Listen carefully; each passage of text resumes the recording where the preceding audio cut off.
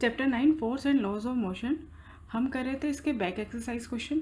तो 5th question तक हम कंप्लीट कर चुके हैं। स्टार्ट करेंगे 6th क्वेश्चन से। A stone of 1 kg is thrown with a velocity of 20 metre per second across the frozen surface of a lake and comes to rest after travelling a distance of 15 metre. तो question में कहा है कि 1 kg का एक stone है जिसे 20 metre per second इतनी वेलोसिटी के साथ एक लेक के फ्रोजन सरफेस पर फेंका गया और वो 50 मीटर डिस्टेंस ट्रेवल करने के बाद रेस्ट पर आ गया। What is the force of friction between the stone and the ice. तो हमें फोर्स ऑफ फ्रिक्शन बतानी है जो स्टोन और आइस के बीच में लगी है। तो देखिए मास हमें दे रखा है 1 kg, ये वेलोसिटी है। तो ये इस इतनी वेलोसिटी के साथ उसको फेंका है, तो ये हो गई हमारी इनिशियल वेलोसिटी।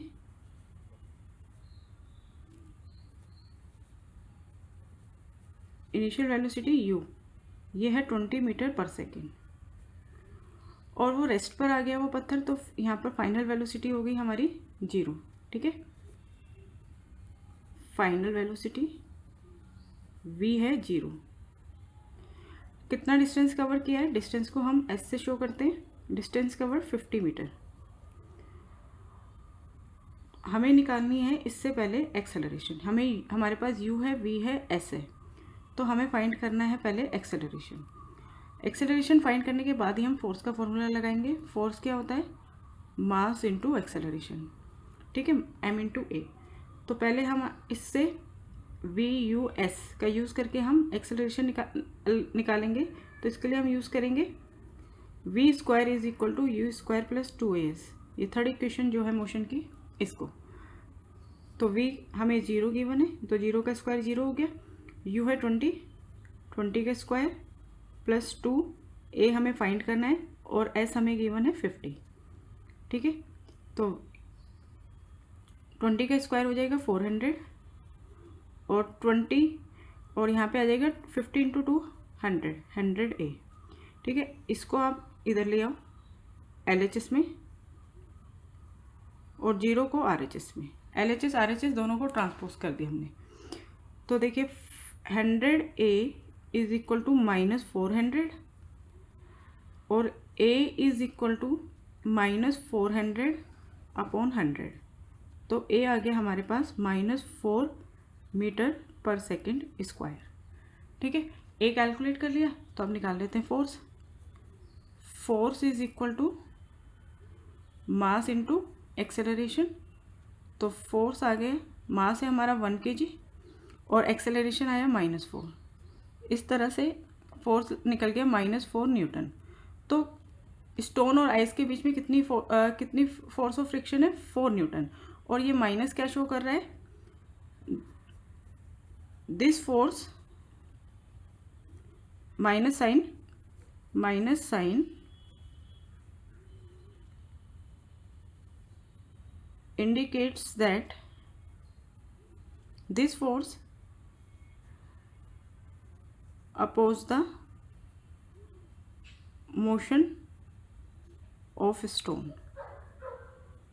ठीक है, ये माइनस साइन जो है ये शो कर रहा है कि जब फोर्स इस स्टोन जो है इस तरफ जा रहा है तो स्टोन का जो मोशन है उसको अपोज कर रहा है। ये फ्रिक्शन फोर्स जो है उसको अपोज कर रही है।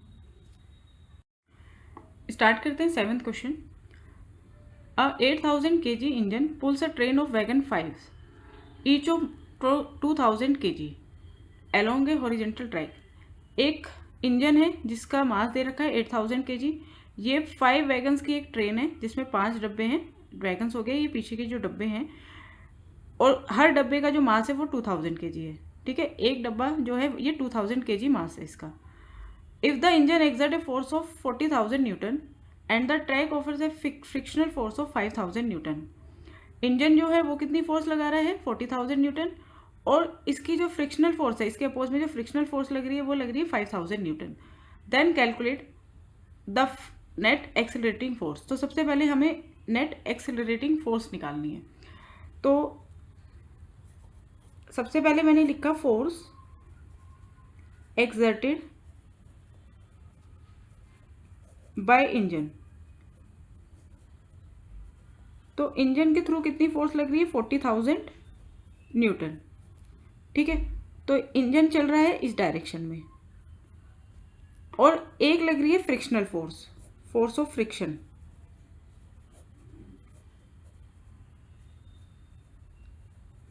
फोर्स ऑफ फ्रिक्शन है 5,000 न्यूटन।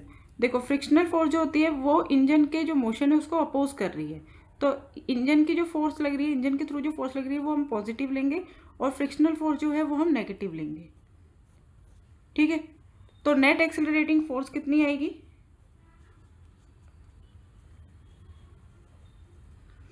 नेट एक्सेलरेटिंग फोर्स होती है sum of all force. Net accelerating force means sum of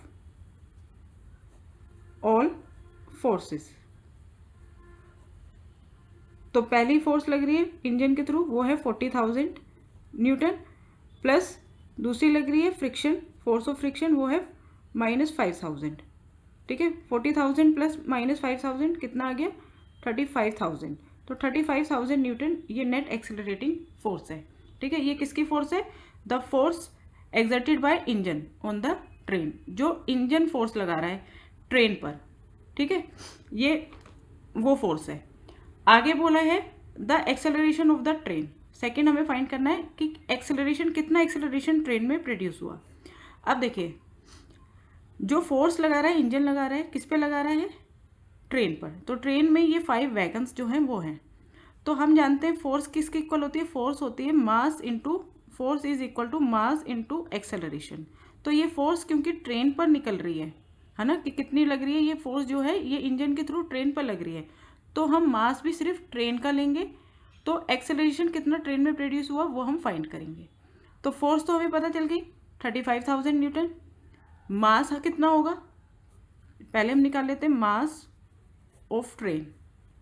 तो ट्रेन का मास कितना होगा? ट्रेन बनी है ये 5 वैगन से, और एक वैगन का मास कितना है? 2,000 kg। तो हम 5 × 2,000 कर देंगे, तो 5 वैगन्स का मास कितना हो गया? 10,000 kg। ठीक है, तो मास ऑफ ट्रेन आ गया। तो F is equal to m × a होता है, और A is equal to acceleration क्या होता है? फोर्स अपॉन मास।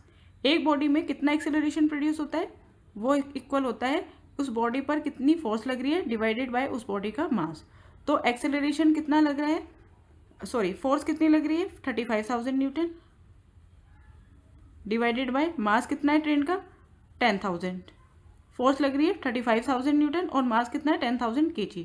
तो एक्सेलरेशन कितना हो गया? इन 3 जीरो से 3 जीरो कैंसिल कर दी, 3.5 मीटर पर सेकेंड स्क्वायर। ठीक है, इसमें हम इंजन का मास इंक्लूड नहीं करेंगे। और सी निकालना है the force of wagon 1 on wagon 2। First wagon second wagon पे कितनी फोर्स लगा रहा है? तो जब फर्स्ट वैगन फोर्स लगाएगा सेकंड वैगन पे, तो वो सिर्फ सेकंड पे भी नहीं सिर्फ सेकंड पे नहीं लगाएगा, सेकंड, थर्ड, फोर्थ, फिफ्थ सब पे लगाएगा, क्योंकि ये आपस में जुड़े हुए हैं।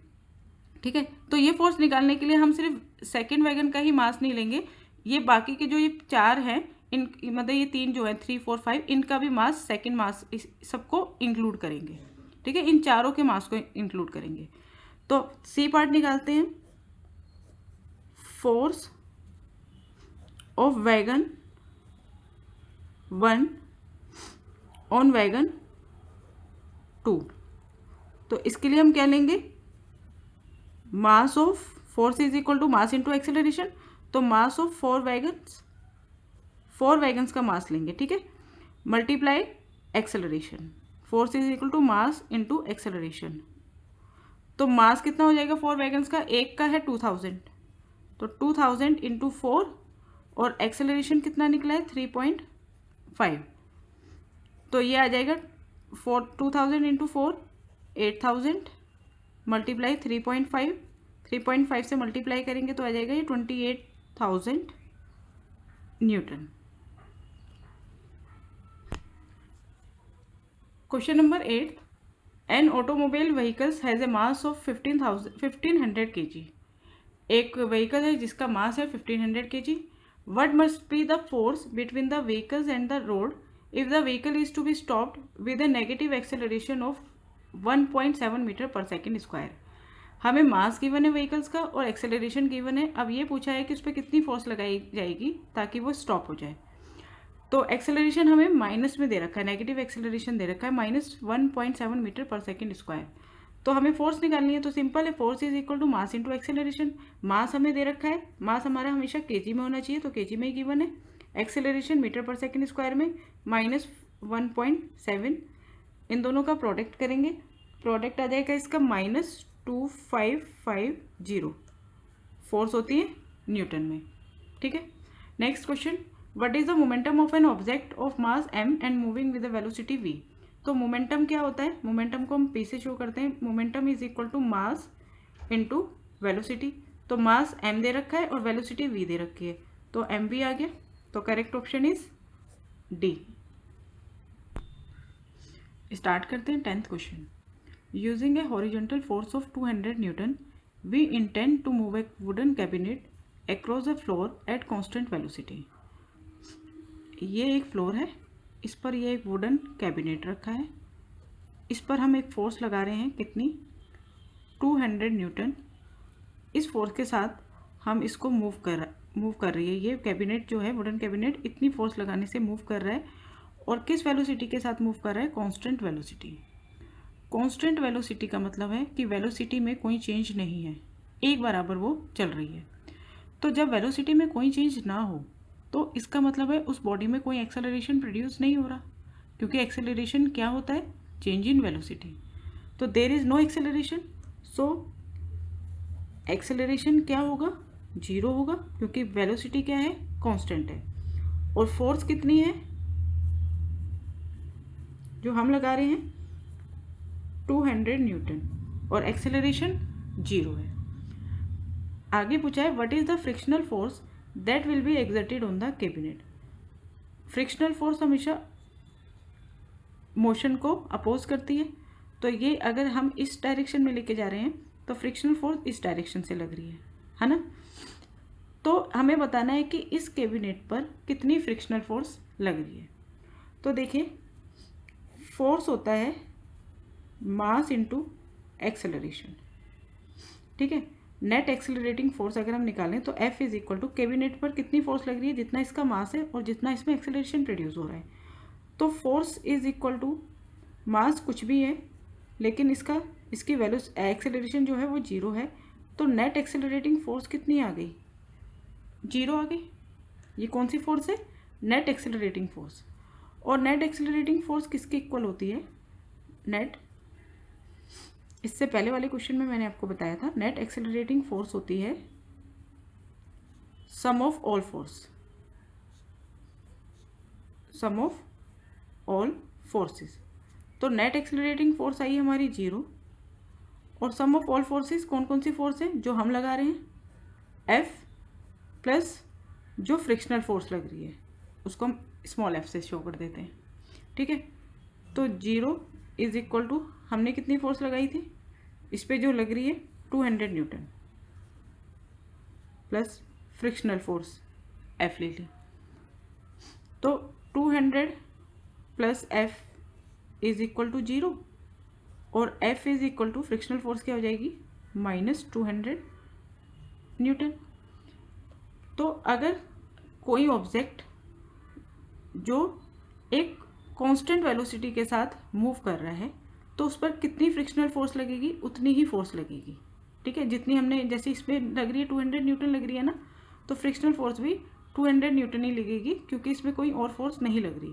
क्यों नहीं लग रही, क्योंकि इसकी वेलोसिटी कांस्टेंट है, इससे हमें पता चला। ठीक है, तो इसमें कोई एक्सेलरेशन प्रोड्यूस नहीं हो रहा, तो फ्रिक्शनल फोर्स भी 200 न्यूटन लगेगी। और ये माइनस क्या शो कर रहा है कि ये अपोजिट डायरेक्शन में लगेगी। कैबिनेट अगर इस डायरेक्शन में मूव कर रहा है तो फ्रिक्शनल फोर्स इस डायरेक्शन में लगेगी।